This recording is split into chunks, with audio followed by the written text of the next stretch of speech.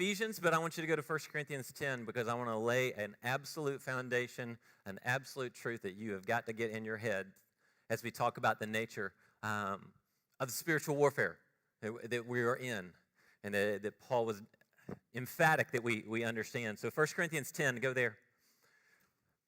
I know y'all are dying to know what happened on at the fraternity party. All right? So here's the full story. So I'm at Florida State University, and I'm thinking about transferring to Florida Southern College. All right? Small little private school. My best friend is in a fraternity, and he says, just come on down. You'll love it. It's fun and everything. So I go down there, and he's like, there's this one girl I think you're really going to like. So this is the girl. And so, like I said, we hung out all night.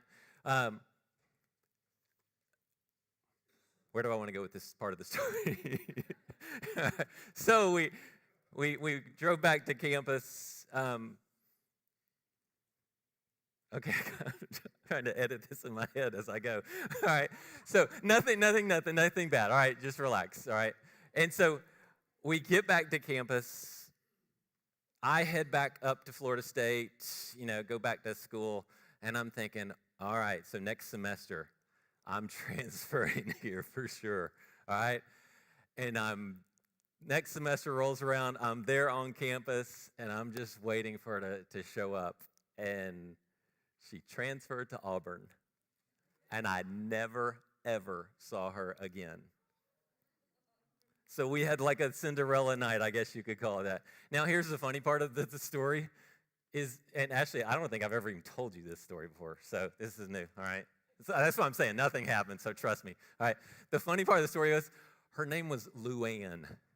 And Bubba and Luann is just too much for the world to handle. So I think God in his providence and his sovereign will just said, no. I can't have Bubba and Luann because when they show up for church and go in view of a call, they're going to be like, oh my goodness, where did we find these people? All right. Which is funny because Ashley, you were supposed to be called what, Bambi? Yeah, Ashley was supposed to be called Bambi at one point, but thankfully, Mom and Dad went to see Gone with the Wind, and that took care of that. So, all right, back to series. Preach, all right? All right, act like you're spiritual. All right, here we go. 1 Corinthians 10, I want you to see this in verse 13. Have y'all got your Bibles out? There's a Bible right in front of you. Get it out. Oh, on your phone. You people. You newfangled people. All right. No temptation. How many? None. No temptation has overtaken you except what is common to humanity. Translation, Satan ain't come up with nothing new. It's the same temptation over and over and over again. God is faithful. Everybody see that? God is not taking a break. He's not taking lunch. He's not often just bailing on you. He is faithful. He will be faithful to you. And he will not allow you to be tempted beyond what you are able. He will not allow it. It is not permissible in the economy of God to allow you to be tempted. Oh, that was just too big of a temptation. That was just too much for me. No, God, Paul writes to the Corinthians, God will not allow that. That is not permissible. But with the temptation, he will also provide a way of escape. Generally, that means something clicking, I'm guessing, in a lot of our temptations. Or, you know what the amazing thing is? God gave us these two things, a right foot and a left foot. And they can get us out of temptation so easy. Did you see that? Look, I'm standing still, and I went, temptation. Right, left, and keep doing that, and you're out. You see how easy that was? Click. You see how easy that was? He's going to provide that way of escape so that you are able to bear it. I ask this question to people a lot. Can you go the rest of your life without committing another sin? People go, oh, no, of course not, because everybody sins. you're a quitter. Can you go the rest of your life without ever committing another sin? Absolutely. Absolutely you can. Because number one, God's not going to allow that temptation to be more than you can handle. And number two, with the temptation that he does allow, which is not more than you can handle, he's going to provide a way of escape for you to walk away from it. So I ask you again, can you go the rest of your life without ever committing another sin? You say, of course I can. And let me prove it. Or you can say, well, no, probably not, because everybody sins. You're a quitter. And I'm not going to have that. I wanted to lay that foundation for you off the bat, all right? That's where I want to start. There is no excuse for us falling into sin because God will not allow the temptation to be too much, and he will provide a way of escape every single time, all right? Now, let's go to Ephesians. Let's get to work today. We got one more week. We will finish up next week with Ephesians, and then I'm going to go through a series called One and Done. So I'm going to take a book of the Bible and knock the whole thing out, all right? And so we're just going to sprint through a couple of texts. I know one of them is going to be Song of Solomon, all right? So you want to be here for that one because that's 8 chapters of me flying through a lot of innuendo, shall we say, all right? So we will have fun with that, all right? But Ephesians, in chapter 6, in verse 10, he starts off with the word finally in your text, right? Does anybody have a different word? Finally? Anybody have a different word? Anyone?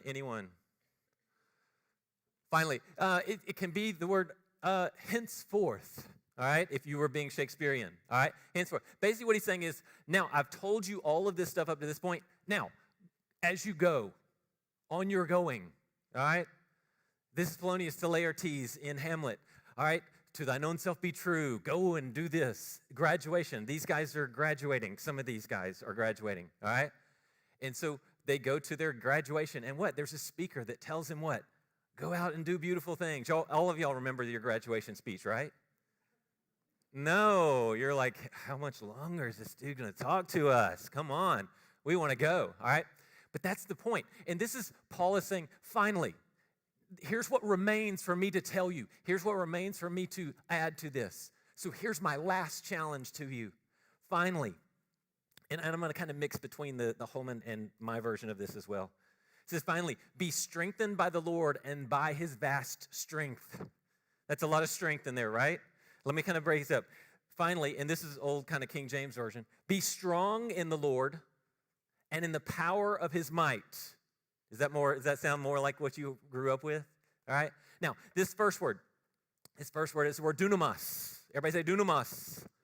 Dunamis. Dunamis is not the idea of strength, all right? It's the idea of ability, all right? It's the idea of I can do this. I can bear up under these temptations. I can walk away from these temptations, all right? It's not the idea of how strong can I be. It's more how enabled can I be. You see the difference between those two words, strength and enabling, all right? Paul, sitting in prison in Rome, writes to the Philippians, thanks for providing for me, all right? Because I've been hungry sometimes because no one provided for me, and I've been well-stocked sometimes. But through it all, I can do all things through Christ who enables me to suffer through loss or lacking and enables me to suffer and enjoy the times of blessing. You see, was Paul sitting in prison going, I've got to get stronger. I've got to just be strong. Or does he need to be enabled? So it's saying this, finally, be enabled in the Lord. Be capable of handling different times. So be strong. This is this idea of be enabled, grow capable in the Lord, and in his strength's dominion, or in the dominion of his strength. We get two words here. The first word for strength is iskuo, all right? It literally means to be strong, all right? To have power, okay? The other word is kratos, all right? Now, we use this word a lot, okay? We live in a country in which the people have the power to elect their representatives. So if the people have the power or authority or dominion, We call that a what? I heard it, democracy. Did you catch the back end of that word? Kratos. All right, this is where we get this word. In a system where a bureau gets to make the rules, you live in a bureaucracy. All right? If you are all alone and you get to make your own decisions, you're autocratic. You see where this word comes in? It's the idea of power and dominion. So be strong, be capable, be enabled in the Lord and in the strength of his dominion, of his power over these things. That's the final imperative in Ephesians. Finally, here's what I'm sending you out with. Be strong in the Lord, be enabled in the Lord, and in the power and the strength of his authority over all things. Back in 1901, somebody wrote a hymn called, "This is my Father's World." Anybody ever sung that before? You're old. That's old school right there, all right? And it's got I think it's like the 7th stanza ends with this, because my God reigns. So be strong in the Lord and the power of his might. Be strong in the Lord in the strength of his dominion, because this is my Father's world. So I will rest in him. I will do all these things in him. In 1:19, in Ephesians 1:19, you don't have to turn there. It talks about the power of his might, which raised Christ from the dead. So you want to understand the dominion and the authority given to God and exemplified through Christ? It was enough to raise somebody from the dead. That's the world you want to live in. That's the encouragement that Paul gives to them. He continues with this. He says this, and I love this because it's all the opposite of impossible. Everybody says, well, that's impossible. You can't do that. There's no way you can. No, this defies impossible. And that's the world we want to live in, because Satan is going to try and convince you of one thing, and one very simple thing. It's just not possible. What you're trying to do is just not possible. And so many of us go, well, yeah, I guess it's not possible. It's impossible for me to go the rest of my life without committing another sin. And some of you are still fighting in your mind whether I'm right on this one. I'm right, all right? You know why? Because I'm right, and I've got the mic, and so. But no, it is possible. Satan wants to convince you it's not. Put on the full armor of God so that you can stand up to the tactics of the devil. Now, put on the full armor of God. This is, I'm going to get a little nerdy on you here. This is an aorist imperative. An aorist verse, it's kind of like our past tense, all right? But it's not only is it a past tense, you did this in the past, but you're continuing to do it. So you could read it this way. Continue to be dressed in the full armor of God. Continue to be dressed. Continue to put on the armor of God. Continue to be clothed in the righteousness of God, in the armor of God. All right? Why? So that you can stand up to the tactics of the devil. Does Satan have one particular sin that he really gets you on pretty much every time? Do you think that's a coincidence? You think they got like a dial up there in heaven going, okay, what are we going to tempt him with today? Brrr. All right, the Price is Right rolling on that thing. All right, oh, today it'll be lust. Tomorrow it'll be gossip. No, Satan has you nailed. He knows exactly your weakness. And he's going to attack you with it every single time. And at some point, you have to fight back and put on the full armor of God enough to where he goes, that doesn't work anymore. The text says this, so that you can stand up to. It's up to means pros. It means right in his face. So that you can stand up to, and with this part of the tactics of the devil, you may have a different word for that. The schemes, all right? It's the Greek word methodos, all right? The methods. What method is it that Satan always tempts you with? And you know why you lose? Because there is a chink in your armor. You put the full armor of God on, and what happens to you? It doesn't work anymore. That chink in your armor, that weakness in your armor is something that you were missing. And today I want us to talk through this and see if we can't find that thing, see if we can't fix that chink, See if we can't eliminate that possibility that you will fall into that one more time, all right? So put on the full armor of God so that you can stand up to the tactics of the devil, because our battle is not against flesh and blood. Anybody got wrestle? Because we wrestle not. Anybody got that? All right. That's a better translation. Battle is, it's not the word for battle, all right? That would be stratos or strategos, all right? This is the idea. It's the Greek word palais, all right?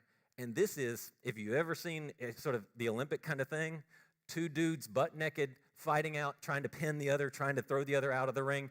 That's this. This is hand-to-hand combat, all right? This is about as close as sumo wrestling, all right? If you want to go there, all right? This is what this is. This is not a, let me stand behind a tree and ping, ping, ping, try and shoot you, all right? No, this is hand-to-hand combat, all right? And the rules are if you can get pinned or you can quit, kind of MMA kind of a thing, ultimate fighting, all right? Those are the rules.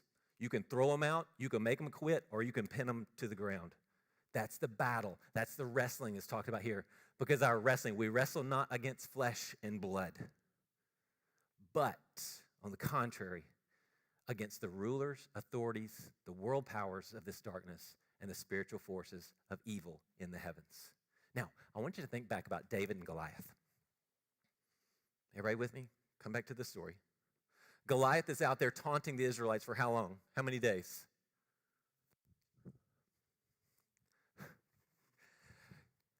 How long is it almost every time when there's a tempting or a testing? 40. Thank you. Good job. Good job. All right.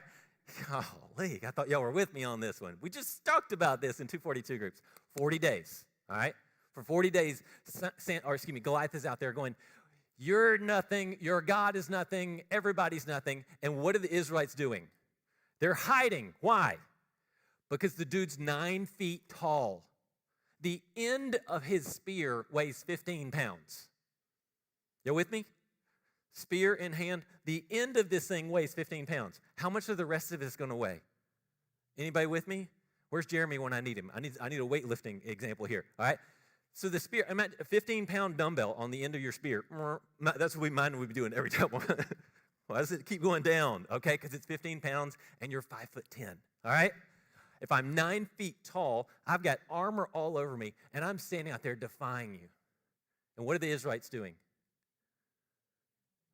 They're thinking that the battle is between flesh and blood. And there ain't enough armor on the planet to get me out there.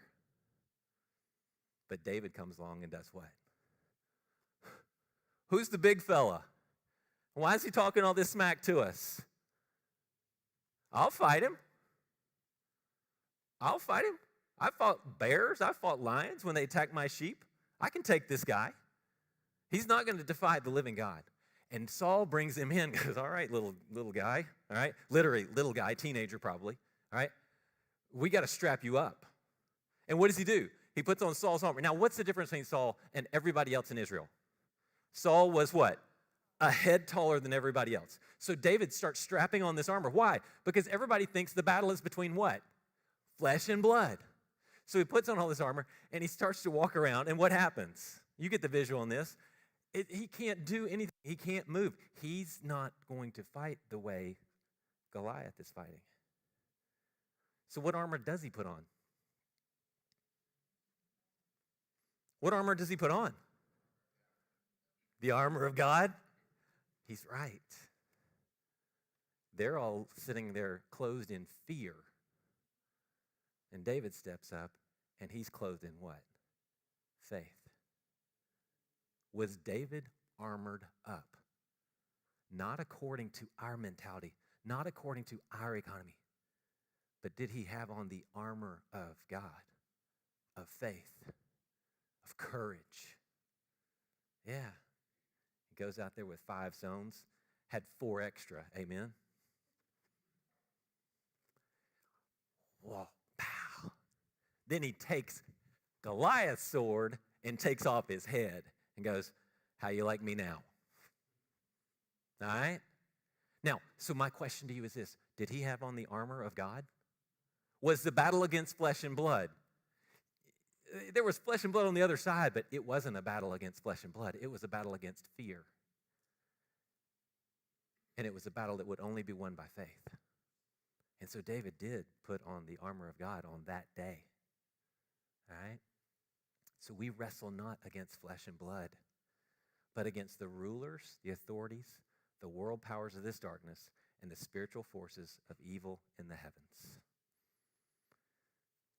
We need to understand we have an enemy out there. We have an enemy.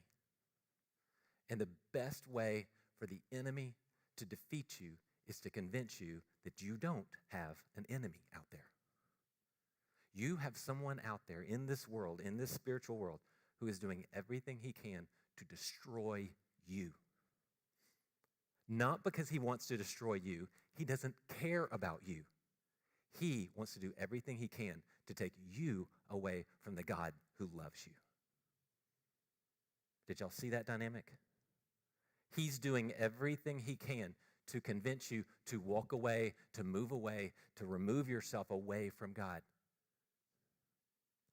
Only because he wants to hurt God. You are just expendable. You are trash. You are nothing to him. He just wants to destroy you to hurt God. This is the enemy that we have. These are the spiritual forces, the rulers, the authorities. 3 times in John's gospel, he talks about the ruler of this world has come. The ruler of this world. Paul writes in 2 Timothy that the God of this age is here to get you. Peter writes that there is this lion who roams about looking for whom he may devour. John tells us that the thief comes to steal, kill, and destroy. This is who you're fighting with. And here's what most of us do. We lose sight of the battle. We just lose sight of the battle. We lose sight of the enemy. You know what happens in marriages all the time? We start to think our husband or our wife is the enemy. You are so naive. You are so mistaken in this. Your spouse is not the enemy. Your spouse is not the person you're fighting with. You're a tool of Satan. And he is just playing you. Because you know what? If he can destroy a husband and wife, guess what happens to the kids? What happens to their confidence in marriage? What happens to their understanding of marriage? It's just a game he's playing. A friend of mine came to me and said, Bob, I know my wife's going to leave me. I can't do anything. I've tried everything. I've done all the counseling. I've offered anything. I've done everything I can. I said, she's going to leave you. She's going to, because I knew she was. And I said, and here's the worst part, is your kids will never be the same. And he just broke down in tears because he knew it was true. And she left him. And their kids are just this train wreck. You see, you know why? Because the thief comes to steal, kill, and destroy. It's literally the image of a sheep, a shepherd, where someone comes and steals a sheep out of the flock. That's the steal. To kill is not the normal word for kill, to end the life of someone. It's literally the word for sacrifice. Thusios. Kleptos, thusios. Thusios is to offer something on a sacrificial altar. Why? And here's what Satan does. He steals you away by convincing you that you're not who you are, that you are not a beloved child of God. He steals you away from that, pulls you away, and then he sacrifices your life to his honor and to his glory through the things he causes you to do, he manipulates you to do, and lies you into doing. And the final word, kleptos, steal, thusios, sacrifice, apolumai, is to destroy. This is to utterly destroy. This is not to kill, to end a life. This is to ultimately, utterly destroy you and throw you away. That's what the thief is coming to do. And when you ignore this battle, when you fail to recognize you are in a wrestling match. All right? I made this mistake one time as a parapro in a school. I was just standing out at the playground, just watching everything, and some kid decided that he was in a wrestling match with me. Well, he was about this tall, and so his punch just went in the very wrong place, all right? And I had no idea I was in the battle, and all of a sudden, I'm just doubled over, all right? And this little fifth grade kid just wailed on me because I didn't know I was in a wrestling match with him at the time, all right? He thought we were. But this is what happens. Steal, kill, and destroy. This is your enemy. And you have to prepare yourself with the full armor of God. Now, what does that look like? Look, keep going in the text.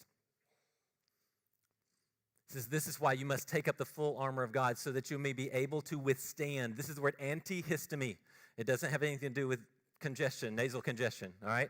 Anti means against, sort of face to face. Histemi is to take your stand.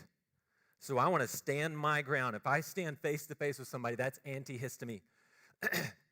So that you may be able to withstand or stand up against in the evil day. Now let me ask you this. When David faced Goliath, was that the evil day? Was that the evil day? That was a conflict moment, right? The evil day was going to come probably about 30 or 40 years later when he didn't go into battle. He stayed home from the battle and was wandering around on his porch and looking around at his beautiful kingdom and noticing somebody named Bathsheba. Now this is the evil day, all right? So that you may be able to withstand in the evil day, and having prepared everything or done everything, to stand, to take your stand, to stand up strong, and to know that you are prepared for the battle and that you're ready, willing, and able to fight it, and you will not back down. That's how you fight. So stand, therefore. Stand, therefore. And I include this, and you may want to write this in your text, but not until. You see, these verbs that we're going to throw out here, they're participles. The first one is this: having girded your loins with truth. I can go out there and I can make my stand. Did you gird your loins? Nope, I forgot. Now you're in trouble. All right? It's like this. It's the image of a guy waking up facing the battle, and he's running out there, and he's standing there in a pair of boxer shorts, and going, all right, who's ready to fight? And he's getting blown away right and left. Why? Because he didn't prepare himself. He didn't gird his loins, all right? So this is what I'm saying. This litany of things, when we talk about these different armors, there are always things that you've already done. These are not things you do in the process. I'm going to go out into the world, and I'm going to face Satan and all this. Well, did you gird your loins? No. Did you put on the breastplate of righteousness? No. Then you're not ready. You're going to be stolen, killed as a sacrifice, and utterly destroyed out there in the world. And some of you sitting here right now know exactly what that feels like because you let it happen. Because you walked out into the world unaware of the battle, unaware of the wrestling match, and you just got pummeled, and Satan just left you on the side of the road. Let's don't do that. Let's be prepared. First one. Having girded your loins with truth. Anybody gird their loins this morning? See where I'm going. I don't know where he's going with that, but I'm not saying anything. No, it means you cinch up your belt, right? Now, Roman soldiers, they didn't wear pants, right? They didn't wear slacks. They didn't wear all this stuff, all right? They would have sort of the robe thing on, and what they would do when they go into battle is they would take their belt, all right, cinch that baby up, all right? Tuck in anything that's flowing, anything that's flying out there, all right? Y'all remember me talking about the ambulance chase in Dallas, a couple of weeks ago now? So there's ambulance chase for like an hour and a half, all right? They finally get him in McKinney. Guy jumps out of the ambulance thinking, I'm going to run and jump over the fence. Well, he runs out, and guess where his pants are? See, this is why criminals are not very smart, all right? Because you know that thing where you have your pants right underneath your butt, all right? Which looks real classy, all right? Dude gets out of the ambulance, and he's got his pants halfway down his butt, and he's trying to run, and he's kind of doing one of these things. I'm like, dude, gird your loins. You got to get away, all right? But what? His pants were down here, and he's like running around trying to pull them up. I'm like, not prepared for the battle. Dude, if you're going to get chased for an hour and a half by the police and you're going to run eventually, tie your belt up. But here's the thing. How many of us go out there with truth as something that we haven't really cinched up? What were the truths that David failed to recognize in his encounter with Bathsheba? Number one, I am the king of this nation. Number two, she is married. Number three, and probably the biggest one, thou shalt not commit adultery. That's not advice. What about these truths? What do you do with them? Adam and Eve. Did God really say you can't eat from any tree in the garden? Oh, there won't be any consequence. I believe God said don't eat from that tree, and the consequence would be death. Those are the truths that I need to cinch up. Because what happens when you're not cinched up? You always get caught by the fringe of your garments. Y'all heard that before? You always get caught by the fringe of your garment. I think it was Chesterton that said that. Cinch up those things. What is true? What is true? What do we know to be true? Next, having put on the breastplate of righteousness.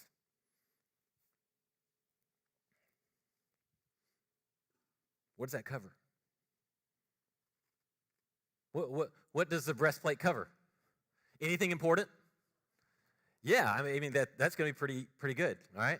Now, if I put on this breastplate of righteousness, so if I cover myself with righteousness, and here's a good thing. You want to know what righteousness is? 10 Commandments gives you a pretty good start right there, all right? If you got the 10 Commandments and you're following those and living those, you're pretty covered. Where's the fatal blow going to come from?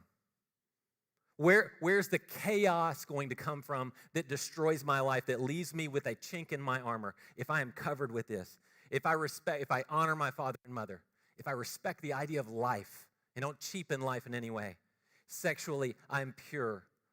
I don't steal things. I don't have this material possession that I try and take away from others. If I don't perjure or lie, if I uphold justice in my life, and if I don't covet all these things that God says, I've given you enough, at what point, if I'm covered with this, where's the chink? Where are you going to get me? If Satan can't get me with anger, with sex, with money, with power, what's he going to get me with? What's he going to come up with a new one? No. What did Paul write to the Corinthians? No temptation is new. It's all the same thing. So if I cover myself with righteousness and I have all these covered, I can walk into battle and you can take your sword and you can whack away all day long at me, hit me in the chest all day. But if I'm covered with this righteousness, where are you going to get me? How are you going to take me down? You're not. But it's when we leave that opening that chaos ensues. Amen? And most of us in this room know exactly which chink in the armor got us. Having shod your feet with the good news of peace, with the gospel. I think we use the word gospel too much in church, and it sounds like this word that we kind of just throw around. It's the good news. I've said it before, this idea of the euangelion was a profession back in the first century. Your armies would go out to battle. The message would come back, and it would come back to the person, and they would say, okay, go tell it to the euangelion, the evangelist. And the evangelist would stand up on the chair, and he would say, there's good news. Our armies have defeated, and we will not be taken captive and enslaved forever. And everybody went, yay, because that's the good news, the euangelion. The evangelist would say those words. And see, here's the good news. The good news is I have peace with God. The good news is I have peace with God through the blood of Christ on that cross. I have peace with God. Satan, you can't take it away. You're not going to take it away. You're not going to cause conflict between me and God. You're not going to do that temptation to me. I'm not falling for that deception and that lie, and I'm going to uphold the righteousness that I find as simple as in the 10 Commandments. So what are you going to do to me? My feet are shod with the gospel, and you can't have me. Some of you need to preach that to yourself every single day. Because the good news is God so loved the world that he gave his only begotten Son, that whoever believes in him will not perish, will not apolumai, will not be utterly destroyed, but will have eternal life. And God proved that love when he died on that cross for your sorry self. That's my translation of Paul. Preach that to yourself. You are absolutely, beautifully loved by Almighty God. You are his child. And he wants to protect and to love. And he's given you everything you need to fight off the enemy, the full armor of God. So then, having taken up the shield of faith, this isn't one little round shield that you hold on your arm, all right? This is like I ripped off my front door, pulled the hinges off, and I'm walking around with that shield, all right? Y'all seen the movies, all right, the big shields that the Roman soldiers? That's what this is. This isn't some little circle thing that you kind of dodge around with. No, this is like the front door. You pull off the front door and poof. All right? Here's my faith. You can't get to me because I believe that I am a child of God, and I believe he's given me the strength to withhold and withstand everything against you. And so I walk around with a stinking front door blocking anything you can do because I know who I am. When Satan tempted Jesus, what does he always start with? If you are the Son of God. He doesn't say, ooh, turn these stones to bread because that'll be sin. He doesn't say that. He doesn't say, jump off the temple. He says, if you are the Son of God. Because when Satan can start to undermine your identity, your faith will be right behind it. Do you know who you are? More importantly, do you know whose you are? Preach that to yourself. I am a child of God. And you're going to walk out here and tempt me with some type of sexual satisfaction? You're going to tempt me with some food? You're going to tempt me with alcohol? You're going to tempt me with gossip? You're going to tempt me with pornography? You're going to tempt me with being angry at someone? I don't think you know who I am. I don't think you know how God feels about me. You see, God loved me enough to die on the cross for me. And I am his child. Just as he said to Jesus at the baptism, this is my beloved Son. He's spoken that over me, Satan, and you can't have me. You will not steal me. You will not sacrifice me, and you will not destroy me because I am a child of God. Now, you want to fight with me? You got to talk with my dad. You want to fight with him? You want to take me on? See, my God controls what you do, and you can't have me. You cannot do this to me. I already have the victory. So then I get to receive, to take up the helmet of salvation. Good luck whacking that one, all right? And I've got this thing called the sword of the Spirit. It is the word of God, the rhema of God, the declarations of God. You want to come against me? Come on. Come on. Because just like Jesus did in the wilderness, oh, I'm going to go kung fu on you with my sword of the Spirit, and I'm going to take you out. Because you can't have me. Because I am a child of God. And not just a child of God, a beloved child of God. And I am here standing with faith. And I am standing here with no fear as to the temptations that will come against me. Because I know this, no temptation has tempted me except that which is common to man. And with the temptation that will not be more than I can handle, God is always going to provide an escape. So I can run if I need to, but you know what I'm going to do? I'm not running today. I'm going to stand here. I'm going to stand right here in your face. Pros. This is the preposition. Pros, right in front of your face. Come on. Because I have the shield of faith. I have the breastplate of righteousness. My feet have the gospel of Christ all over them. And you will not take me down. Or you can say, yeah, I probably will sin. Yeah. I probably will. Because everybody sins. Will I be destroyed? Kind of. Will I be defeated by all this? Will my life turn just to chaos? Well, everybody sins. Pick sides. Pick your side. But I'll say this, get out of my church. I don't need people who are going to roll over and die in the midst of the wrestling match, in the midst of the battle, because you're giving all of us a bad name, especially the name of Christ. So fight.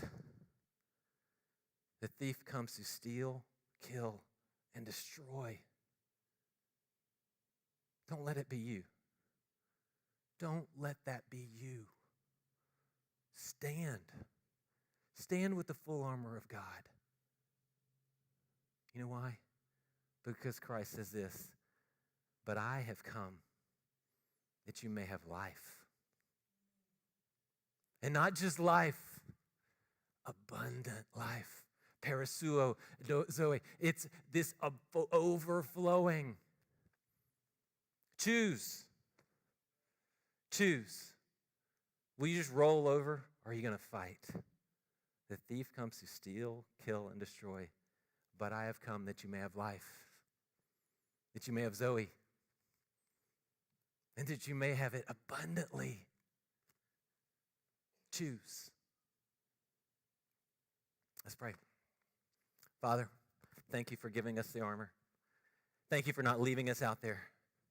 I pray that you would just enable us with beautiful strength, with the strength of your dominion over this world would be at our disposal. So, Father, may we fight hard, may we wrestle hard, and may we claim the victory of life that you've given us, of abundant life that you've blessed us with.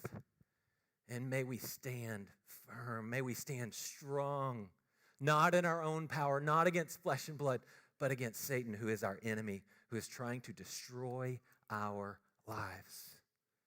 So, Father, thank you for the victory. Thank you for your love. Thank you for you calling us your sons and your daughters. May we live in that.